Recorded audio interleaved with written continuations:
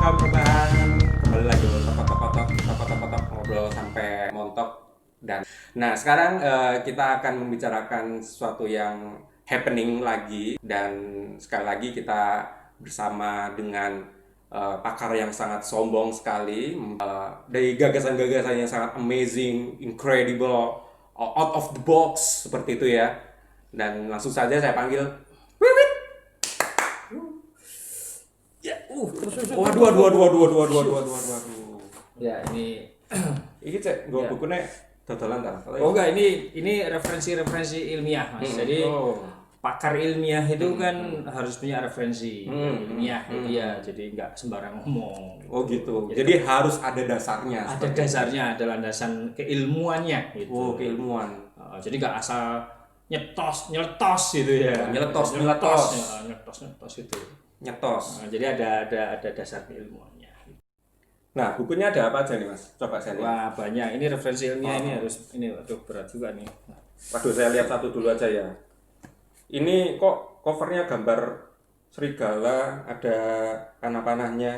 Judulnya Serigala yang Berzikir di Akhir Waktu. Ini ngomongin akhirat apa gimana? Coba jelaskan. Oh ya, ini ilmiah ya, ini buku ilmiah yang sangat apa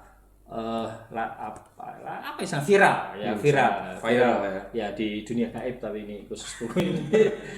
Jadi Coba kita tes bagaimana argumentasi atau gagasan-gagasannya dalam menanggapi situasi yang seperti ini. saya itu kesini itu bukan untuk dites Mas, saya sudah mengalami tes yang banyak. Oke. Jadi jangan ngetes orang gitu. Jadi ini aja lah wawancara biasa aja, ngapain harus ngetes. Sudah banyak tes. Udah banyak tes. Ujian hidup itu udah banyak saya. Tes kehamilan sudah tadi. Nah sekarang ini kita melanjutkan dari beberapa video ya, video yang sebelumnya ya, begitu ya. Apa itu? Jadi kan sebelumnya kita sudah membahas tentang tentang pandemi seperti itu. Yang sebelumnya kita sudah membahas tentang penggunaan masker, hand sanitizer. Iya. Nah sekarang ini ada yang kurang sebenarnya satu, Apa yaitu tentang social distancing gitu ya.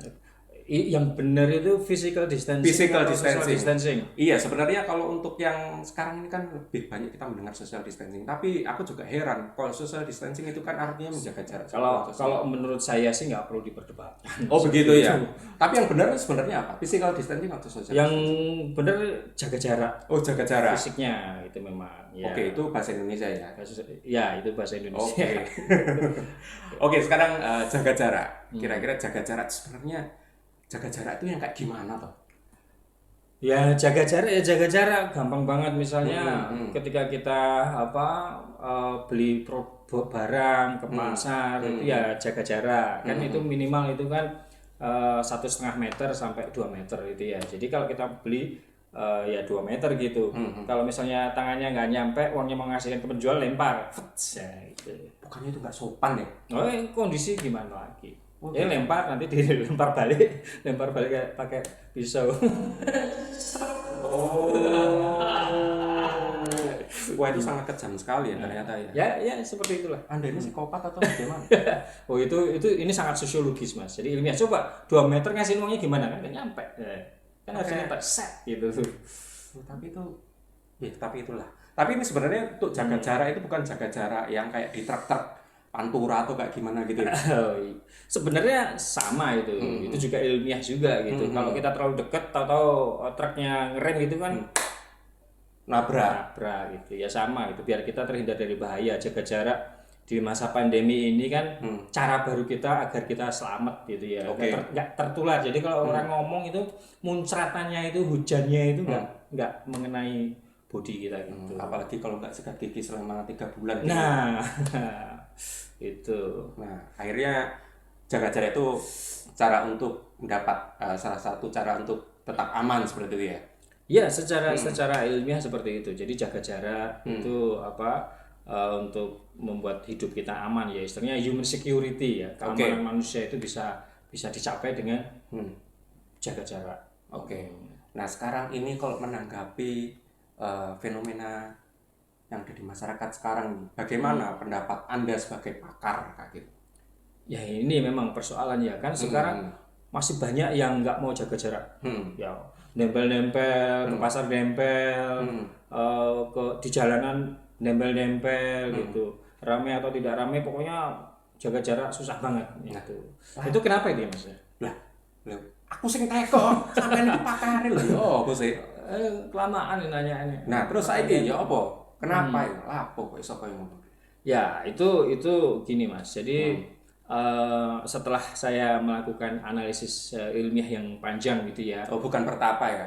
Iya, ya sebenarnya bertapa itu juga ilmiah gitu. Oh, bertapa juga ilmiah. Iya, bertapa. Oh, Saya pernah bertapa juga gitu di Gunung Merapi, di Gunung Slamet itu rata-rata itu saya kalau bertapa itu bisa 2 minggu itu tanpa makan dan minum itu.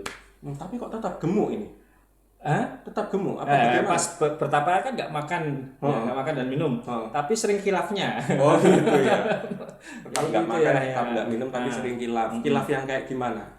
Ya ada tukang jualan dawet lewat, beli gitu.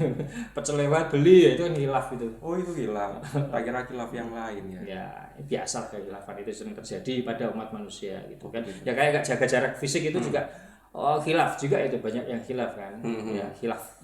Jadi khilaf itu merupakan unsur yang paling orisinil ya, dalam relasi sosial, dalam berbagai aktivitas itu khilaf. Jadi nggak masalah lah. Nah, tapi kalau semisal kekilafan itu apakah bisa ditolerir ketika dengan situasi yang seperti ini? Kan nggak bisa sekarang. Kan banyak orang yang istilahnya sangat nggak usah banter-banter Mas, nyemprot ya. oh gitu ya, nyemprot ya. Aduh,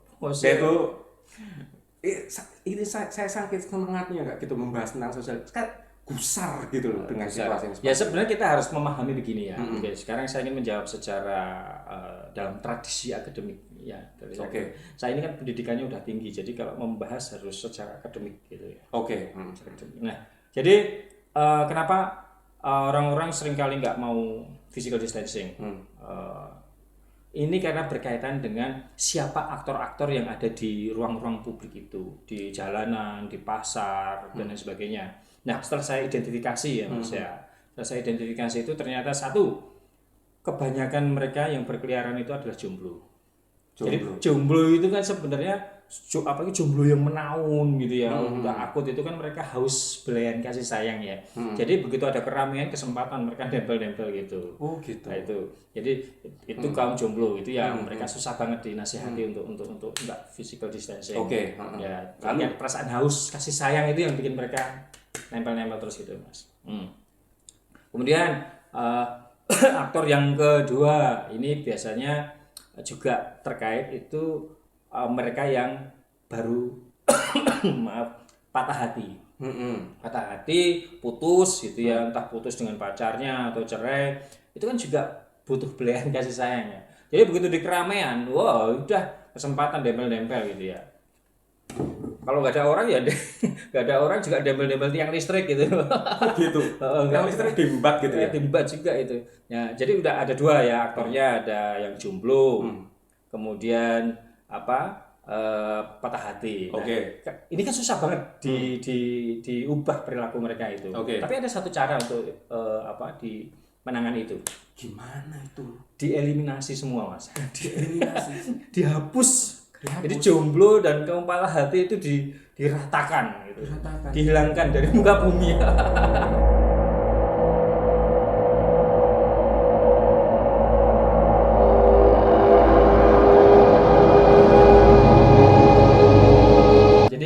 Kalau kaum jomblo, kaum patah hati itu sudah gak ada di muka bumi, itu physical distancing itu pasti rata, pasti terjadi itu. Ya temenan baik. Ini nggak ada cara lain, Mas. Sekarang kalau kita cuma ngasih, kamu physical distancing, orang jomblo, orang yang patah hati, haus dengan belayan kasih sayang, pengen dempel-dempelan itu nggak bisa dinasehatin, Mas. Mereka itu harus ditegasin. Ya, cara menegasinya tuh gimana? Ya itu disamaratakan, diratakan. Suruh diharap semua apa? Gimana kayak gitu? Oh enggak, dihabisi, Mas. Dihabisi. Habis.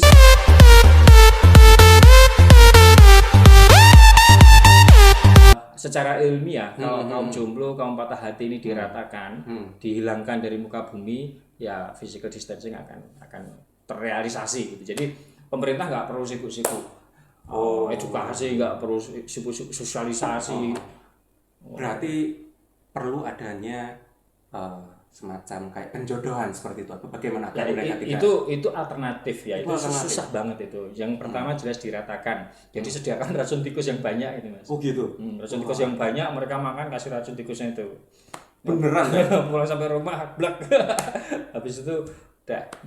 Nah, itu cara yang pertama ya, cara yang pertama. Nah, butuh modalnya tapi kan banyak. Oh, itu racun tikus berapa ton untuk seluruh Indonesia itu kan.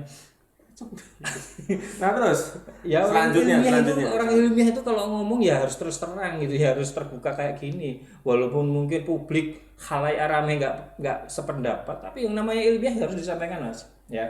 Oke, itu cara yang pertama. Cara yang kedua itu tadi cara yang kedua itu bagaimana program membuat jomblo ini bisa punya pasangan jodoh, yang patah hati bisa dapat jodoh lagi gitu. Nah ini kembali terkait dengan membuka bisnis baru. bisnis apa Ya bisnis perjodohan Mas. bisnis perjodohan Nah ini merupakan bisnis baru tapi juga merealisasikan physical distancing di masa pandemi. Nah, jadi sekali tepuk dua lalat dapat, gitu kan. Jadi jadi harus didorong berdirinya lembaga-lembaga biru jodoh. Ini dulu semakin itu bagus banget itu. Oke. Jadi harus ada biro jodoh ya. Ya ada biro jodoh. Biro jodoh sebagai variabel penting dalam meningkatkan perilaku physical distancing. Wah itu. Daripada racun tikus sebagai variabel penting untuk membinasakan sehingga physical distancing itu kan pilihan yang berat ya. Oke. Walaupun ilmiah. Ya. Berarti apakah bisa saya simpulkan kalau yang nggak social distancing mereka jablay semua atau bagaimana? Oh benar Mas, benar. Jadi yang nggak physical distancing itu kaum jablay. Kaum jablay. Ya jadi kalau misalnya sampean itu ya keluar di jalanan kemudian banyak yang berdempet-dempetan, nah itu jablay. Jadi sebenarnya kesempatan juga gitu. Kalau sampean juga jablay kan tinggal datang ya tempel-tempel aja. Mas. Jadi itu ya. Dan ini merupakan kondisi upaya untuk mencapai physical distancing itu kuncinya ada di biro jodoh. Oh iya, jadi harus menjodohkan beberapa orang agar mereka tidak saling tempel. Bukan beberapa, banyak kan. Banyak. Itu kalau misalnya dari 250 juta ada 50 juta yang yang jablay sehingga nggak physical distancing, nah itu dijodohkan.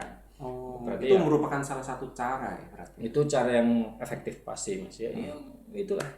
Tapi ngomong-ngomong kalau untuk Anda sendiri, Anda jomblo atau tidak? Kalau itu mah saya safe partner. Apa gue safe partner ya? Entahlah itu apa namanya. Nah, itulah jadi gagasan-gagasan dari pakar yang sangat sombong seperti itu ya. Tapi kebetulan tumben hari ini tidak membanggakan dirinya seperti itu ya. Saya itu dijuluki sebagai pakar sombong itu sebenarnya nggak enak perasaan saya ya Mas ya.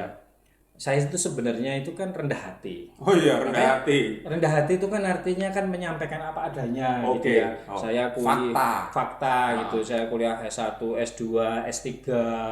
S3 bisa cepat selesainya, yang lain 5 tahun. Aku 3 tahun udah selesai gitu. Tulis buku-buku banyak. Ini kan wujud dari rendah hati. Itu rendah hati seperti itu. Rendah hati itu sebenarnya. Rendah hati yang jujur. Itu rendah hati, sombongnya bagaimana begitu ya. Tapi itulah dari gagasan-gagasan para pakar yang sombong yang sangat incredible, out of the box seperti itu ya. Mas, tangannya. Ini host tangannya. Ini saya sangat semangat sekali soalnya. Tangan jebabatan gitu. Nah, untuk video yang selanjutnya nanti kita akan membahas tentang beberapa isu yang happening juga untuk saat ini, dan oleh sebab itu perlu untuk di-subscribe. Ini saya lagi nanti pakarnya yang. Oh iya jelas. Karena pakar yang seperti Anda itu susah untuk dicari. Iya Mas, memang. Dan yang rendah hati dan jujur itu susah Mas. Oke, sangat susah sekali ya. Walaupun ada sedikit sombongnya kayak gitu, dan saya sangat ya mau gimana lagi mumpung gratis seperti itu ya. Terima kasih.